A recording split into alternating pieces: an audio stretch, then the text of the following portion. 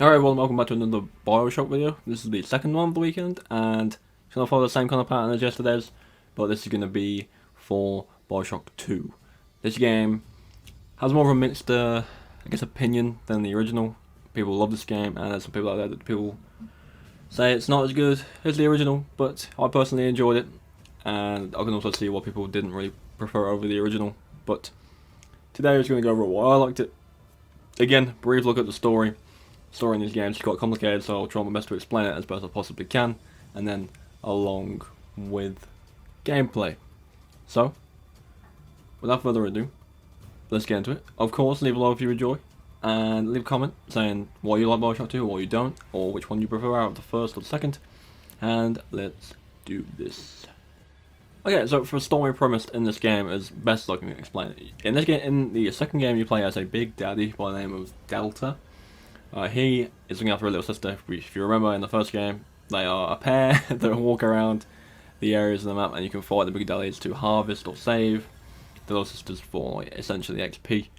But this is more of a focus on that side of things this time around. You play as Delta, who is Eleanor's big daddy, and they end up getting separated by a woman called Sophia, who is Eleanor's mother, and she essentially forces Delta to kill himself, and he does, he shoots himself, but he has managed to be resurrected by the little sisters, and he comes back as a big daddy, and then you play through the rest of the game, trying to find Sophia, because apparently him and her are connected in a way, and essentially, I believe, if Sophia dies, he dies. I think that's the kind of premise of the story. That could be completely wrong, but you're essentially tasked with looking after Eleanor, as that is your kind of job to do, as well as finding Sophia and just figuring out what the hell is going on. Again, the story in these games isn't the most straightforward thing ever. It is very confusing, but very, very well made, very good. I also really love the story in this game compared to the first one. They're both just fantastic in a story standpoint, and I do think the Infinite story is good as well, but they're all twisty, and things happen, you're like, oh my god, what the hell, big twists. But playing as a big daddy compared to the first game is definitely a nice change of pace, because obviously for the first game you are essentially just going crazy and killing them all, so roles reversed this time, I guess.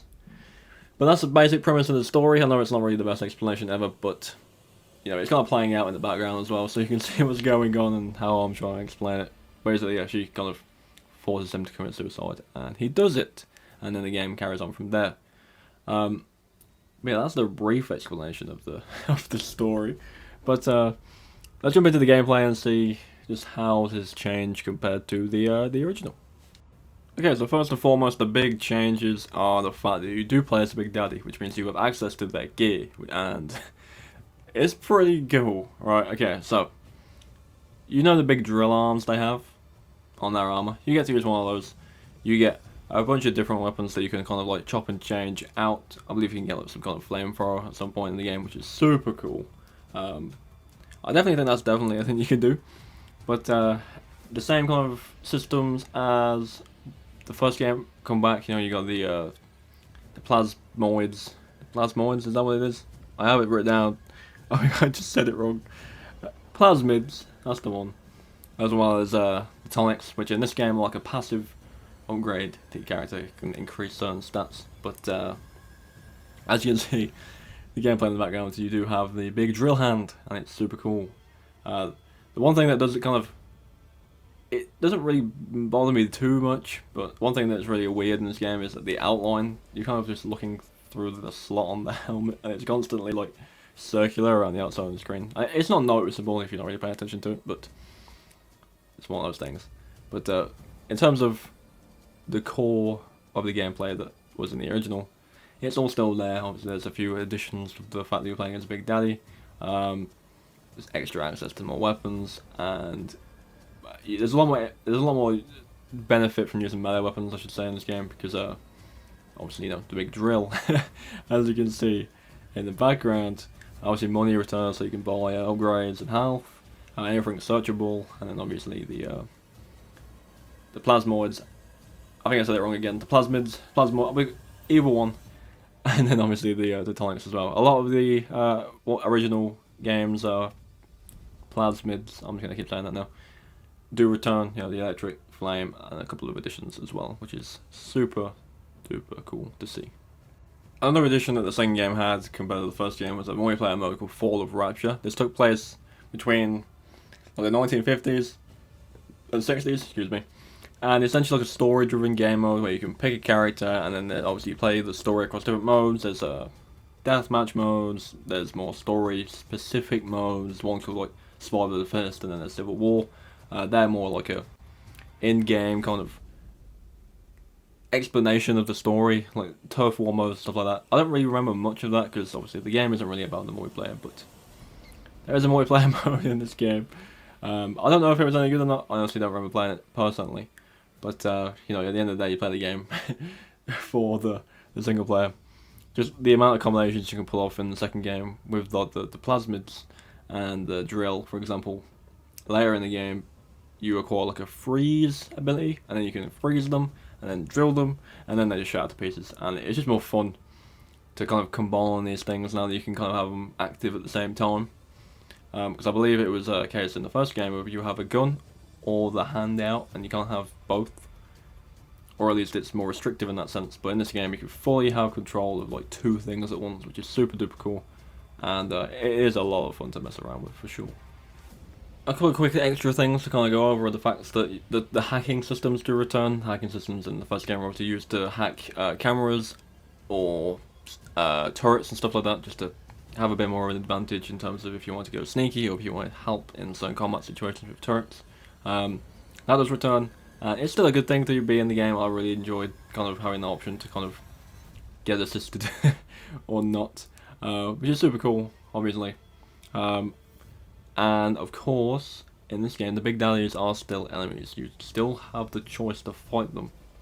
Well, no, actually no. In this game, you don't have a choice to fight them. You can't avoid them in this game. I think you just kind of fight them. But then, obviously, you do have the choice again to kind of save the sisters or harvest them.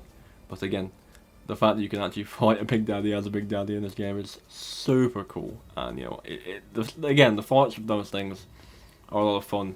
And there is some special versions of them in this game. I don't know if they're called Big Sisters or not, but I swear to God that's what they're called. I could be wrong, but I think you're about to actually see what I'm talking about in the background, so let's let that play out in the background. Maybe it'll jog my memory of what it is, but again, super duper fun. Super fun. It's definitely in ways an improvement on the first game. Obviously in some ways it's the same, but it has to be a little bit different, of course. But I personally really enjoyed the second game as well. Infinite, again, I enjoyed Infinite a lot. People say it's not very good, but I think the gameplay was good and the story was good. Same with most of them. Obviously, it's not really the same feel, you're not really in Rapture anymore. But still, I thought the game was super cool. So we're gonna go into that tomorrow, like I said, just across the weekend. If maybe there'll be an announcement by now. Maybe there's been an announcement by now. At the time of this video going live, maybe they've announced the fourth game. Maybe I've made a video on the fourth game already, but we just don't know until 2K do say something. So, until that point, I'm going to keep doing this, and then again, like I said, after the weekend, we're going back to the regularly scheduled Resident Evil nonsense that I always seem to do. And there's probably going to be a couple of streams across over the weekend as well, so maybe I did one yesterday, maybe there'll be one today. If that is interesting to you, then by all means, subscribe and turn on notifications so you don't miss it, and then we can hang out. If anyone wants to reach out to me personally, and again, thanks to my Twitter is in the description. Feel free to follow that and drop me a message or tweet or whatever, just to talk away. I'll usually answer to everyone, whether it's a YouTube comment or a message on Twitter. It's fine. I always answer someone eventually. But that's gonna do it with Bioshock 2, I think. Goddamn good game. Very atmospheric still like the first game. Not really a horror game, but I get the tone kind of makes up for that. Like Rapture is just an eerie place. It's full of just messed up things, and that's kind of why I really like it as well, because it's got that tone, that dark tone. No, not a scary game.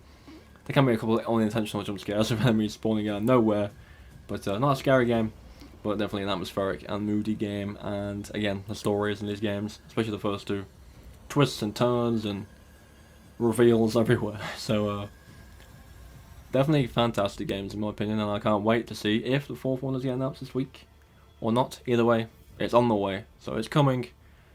But just gotta hold out until that game does come out. But yeah, anyway, thank you for watching, and I'll see you all tomorrow for the Bioshock Infinite video.